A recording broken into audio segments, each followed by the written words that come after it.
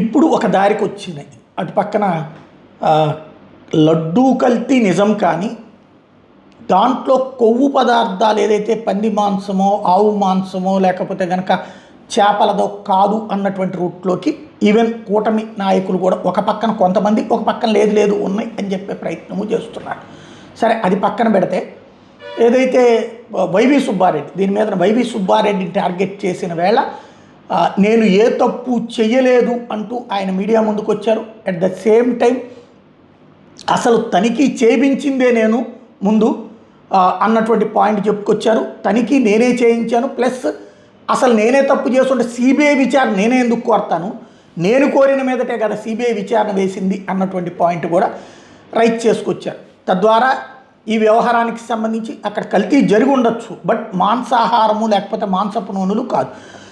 అట్లాంటి వాటి గతంలో కూడా అంతకుముందు చంద్రబాబు టైంలోనూ వెనక్కి తిప్పి పంపారు, మా టైంలోనూ ట్యాంకర్లను వెనక్కి తిప్పి పంపించాము. అలాంటిది ఏదన్నా ఉంటే చట్టపరంగా చర్యలు తీసుకోండి. ఉద్దేశపూర్వకంగా ఎవరు చేయరు, కావాలని చెప్పి ఉద్దేశపూర్వకంగా చేసినట్టు చేసే ప్రచారమే ఇక్కడ తప్పు అన్నటువంటి పాయింట్ రైజ్ చేసుకొచ్చారు. లడ్డు ప్రసాదాలకు సంబంధించి లోగడ జరిగిన విషయాలన్నీ కూడా మీకు తెలిసినవే. ఏ విధంగా అయితే వైఎస్ఆర్సీపీ, వైఎస్ఆర్ కాంగ్రెస్ పార్టీ ఆంధ్రప్రదేశ్ రాష్ట్రంలో హోర్డింగ్స్, ఫ్లెక్సీలు పెట్టేస్తున్నాయి.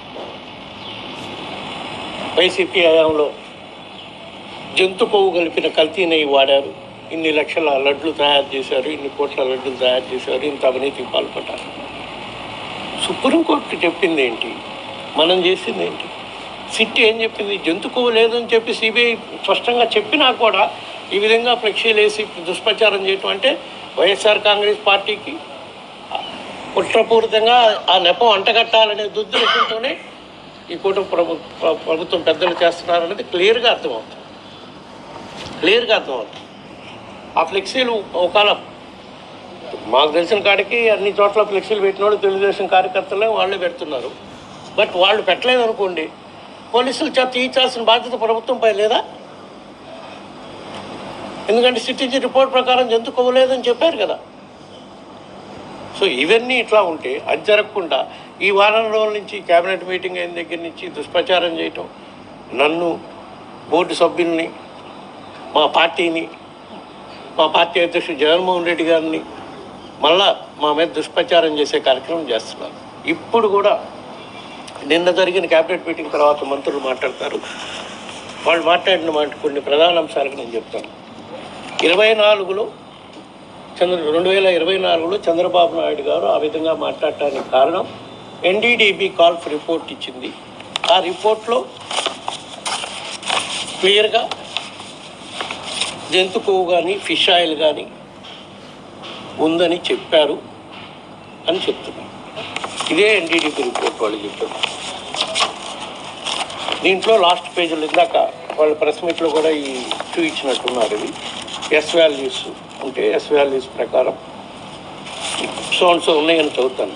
Yes value equation for it suspected adulterants as per ISO 17678 ఏమని? Soybean oil, sunflower oil, cotton seed oil, fish oil, coconut oil, coconut and palm kernel fat, palm oil and beef tallow lard suspected as per ISO standard. Suspected అంటే ఉన్నాయా లేదా అనుమానాలు ఉన్నాయి, ఉండే అవకాశాలు ఉన్నాయి అని మాత్రం చెప్పారు. మరి ఇప్పుడు వాళ్ళు ఏం మాట్లాడుతున్నారు? ఎన్డీడీబీ కాల్ఫ్ రిపోర్ట్ బేస్ చేసుకొని జంతు కొవ్వు ఉందని రిపోర్ట్లో ఉంది కాబట్టే ఆ రోజు చంద్రబాబు నాయుడు గారు మాట్లాడారు అనేది కరెక్ట్ కాదు. ఎన్డీడీబీ రిపోర్ట్లో ఉంది, ఇది మెన్షన్ చేశారు, కానీ పైన రాశారు క్లియర్గా సస్పెక్టెడ్ ఉన్నప్పుడు నీకు కన్ఫర్మ్ కాకుండా ఇంతమంది భక్తుల మనోభావాలు దెబ్బతినే విధంగా ఏ విధంగా మీడియా ముందుకు వచ్చి పార్టీ సమావేశంలో మాట్లాడతారండి? మళ్ళా ఇప్పుడు కూడా అదే ధోరణి కంటిన్యూ చేస్తున్నారు. ఇంకో ప్రధాన అంశం, ఆ ఎన్డీడీ రిపోర్ట్ కూడా ఆ ట్యాంకర్ సప్లై చేసింది కూటమి ప్రభుత్వం అధికారంలోకి వచ్చినాకనే, ఆ రిపోర్ట్ వచ్చింది కూటమి ప్రభుత్వం అధికారంలోకి వచ్చినాకనే. నెక్స్ట్ మళ్ళీ వాళ్ళు చెప్తున్న ఇంకొక ప్రశ్న, సిఎఫ్టిఆర్ఐ రిపోర్ట్. సిఎఫ్టిఆర్ఐ అంటే Central Food Technology Research Institute, Mysore. CFTRI report 2022లో వచ్చింది. వచ్చినా కూడా చైర్మన్ గారి దృష్టికి, అధికారుల దృష్టికి వచ్చినా కల్తీ నెయ్యి ఉందని సిఎఫ్టిఆర్ఐలో కూడా చెప్పారు. కల్తీ నెయ్యి జరుగుతుంది అని, నెయ్యిలో కల్తీ జరుగుతుందని సిఎఫ్టిఆర్ రిపోర్ట్ వచ్చినా తొక్కి పెట్టారు అని చెప్తున్నారు. ఇది చాలా ఘోరమైన అభయం. దానికి కారణం మేమని, బోర్డు చైర్మన్ అని, అధికారులని రకరకాలుగా చెప్తున్నారు. ఎవరి కారణం అనేది సిట్ ఛార్జ్ షీట్లో క్లియర్గా మెన్షన్ చేశారు.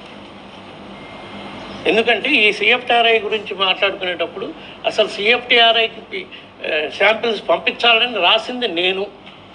తొక్కి పెట్టేవాడిని అయితే నేనే ఎందుకు రిపోర్ట్ తెప్పించుకొని రాస్తాను? రాసినాక రిపోర్ట్ వచ్చినాక చర్యలు తీసుకోవాల్సిన బాధ్యత అధికారులది. వాళ్ళు మా దృష్టికే తీసుకురాలేదు. అగైన్ మళ్ళీ ఇంకో నెపం కూడా.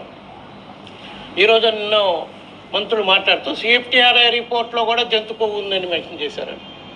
సిఎఫ్టిఆర్ఐ రిపోర్ట్లో జంతు కొవ్వు ఉందని మెన్షన్ చేయాలి. కల్తీ జరుగుతుంది అని చెప్పి రిపోర్ట్ ఇచ్చిందంటే ఇప్పుడు చూస్తున్నాం అది మనం. దాంట్లో కూడా జంతు కొవ్వు ఉందని అది ఒక ఉపయోగం చేస్తున్నారు 22లో. సో ఆ రిపోర్ట్లు తొక్కిపెట్టారు. మరీ ముఖ్యంగా నేనే తొక్కిపెట్టాను. నేనే తొక్కిపెట్టేవాడిని అయితే సిఎఫ్టిఆర్ఐకి పంపించమని నేనే ఎందుకు రాస్తాను?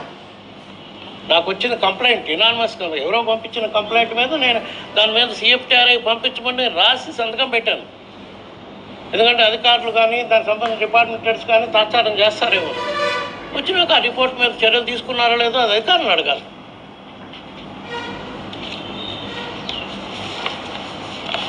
నెక్స్ట్ ఇంకో ప్రధాన అంశం, 2014 నుంచి 19 వరకు ఉండే ఈ సప్లై నామ్స్ని, సప్లయర్స్కి టెండర్ నామ్స్ని రిలాక్సేషన్ చేశారు అని చెప్తున్నారు. దానికి కారణం 2019లో మేము అధికారంలోకి వచ్చినాక ఈ సప్లైస్ చాలినంత రాకపోతుంటే దీనికి ఏం చేయాలని అధికారులు తీసుకున్న నిర్ణయమేది. అధికారులు ఒక ఎక్స్పర్ట్ కమిటీని అపాయింట్ చేశారు. అది ఎదువరకు కూడా ఉందో అప్పుడే అపాయింట్ చేశారో నాకు పూర్తిగా అవగాహన లేదు. 2017 నుంచి ఉంది ఆ ఎక్స్పర్ట్ కమిటీ. ఆ ఎక్స్పర్ట్ కమిటీ గత ప్రభుత్వం, ఏది 2019కి ముందున్న ప్రభుత్వంలో కూడా అదే ఎక్స్పర్ట్ కమిటీ ఉంది. ఆ కమిటీ వాళ్ళు రికమెండేషన్ చేస్తే దీని ప్రకారం ఎందుకు రిలాక్సేషన్ చేస్తున్నారని మేము తర్వాత అడిగితే సప్లైస్ పూర్తిగా రావాలి అంటే వైడర్ స్కోప్ ఎక్కువ ఉంటే కాంపిటేటివ్గా టెండర్స్ కోట్ చేస్తారు. ప్లస్ ఇంకొకటి అంశం, టర్మ్స్ని రిలాక్సేషన్ చేసినా కూడా ఎక్కడ క్వాలిటీ మీద కాంప్రమైజ్ కాకుండా, నెయ్యి క్వాలిటీ మీద కాంప్రమైజ్ కాకుండానే ఈ టెండర్స్ని నామ్స్ని రిలాక్సేషన్ చేయడం జరిగింది. వీళ్ళు ఇప్పుడు దానికి ఏం చెప్తారు, రిలాక్సేషన్ చేశారు కాబట్టి ఈ బోలే బాబా లాంటి కంపెనీలు వస్తున్నాయి, ప్రీమియర్ అగ్రికల్చర్ ఫుడ్స్ లాంటి కంపెనీలు ఎవరైతే సప్లై చేశారో వాళ్ళు చెప్పినట్టు కల్తీ నెయ్యి చేస్తున్నారో వాళ్ళందరూ రాగలిగారు. వాళ్ళంత ముందు కూడా ఉన్నారు. కొత్తగా మేము రిలాక్సేషన్ చేసినాక వచ్చిన వాళ్ళు కాదు, 2014 నుంచి సప్లై చేస్తున్నారు. ప్రీమియర్ అగ్రి ప్రొడక్ట్స్ అనేవాళ్ళు బోలే బాబా అనే 2018 నుంచి సప్లై చేస్తున్నారు.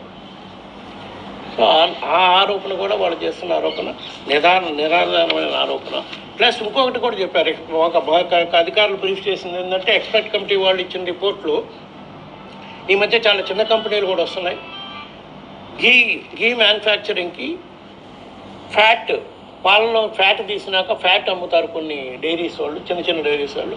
ఆ ఫ్యాట్ కొని కూడా ఘీ తయారు చేస్తారు కాబట్టి వాళ్ళకు కూడా అవకాశం ఇవ్వాలి. స్టార్టప్ కంపెనీలు ఎన్నో వచ్చినాయి కాబట్టి అని చెప్పి అది జెన్యూన్ రీజన్ అనిపించింది మాకు కూడా. ఎందుకంటే ఇవాళ రేపు పట్టణాల్లో చాలా చోట్ల ఫ్యాక్టరీ మిల్క్ ఎక్కువ అమ్ముతున్నారు. ఆ ఫ్యాక్టరీ మిల్క్ తీసినప్పుడు ఆ ఫ్యాట్ తీసి డైరీస్కి అమ్ముతారు, చిన్న మిల్క్ డైరీస్ వాళ్ళు, ఘీ మ్యానుఫ్యాక్చరర్స్ అట్లా వస్తారని. ఆ కారణాల వల్ల ఈ స్కోప్ను వైడెన్ చేస్తున్నాము, టెండర్ నామ్స్ మారుస్తున్నాము అని చెప్పడం జరిగింది. ఆ తర్వాత కూడా అదే కంపెనీలు ఉన్నాయి మళ్ళా. అదొకటి ప్రధాన నెపం మా మీద వాళ్ళు పెడుతుంది.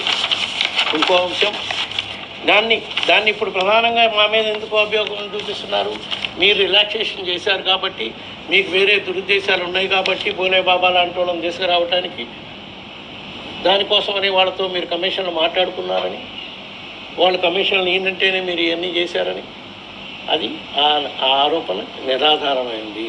కేవలం అందరికీ అవకాశం ఉండాలి, కాంపిటేటివ్నెస్ పెంచాలి, క్వాలిటీ దగ్గర ఎక్కడ కాంప్రమైజ్ కాకూడకుండానే ఈ రిలాక్సేషన్ చేయటం జరిగిందని చెప్పి సందర్భంగా తెలియజేసుకుంటున్నాం. అదేవిధంగా బోర్డులో సభ్యులు కొంతమందికి ఏదో ఈ కల్తీ వ్యవహారంతో సంబంధం ఉంది, నాకు సంబంధం ఉంది అని కూడా చెప్తున్నారు. నేను లోగడ కూడా చెప్పాను, ఇప్పుడు కూడా మళ్ళా చెబుతున్నాను.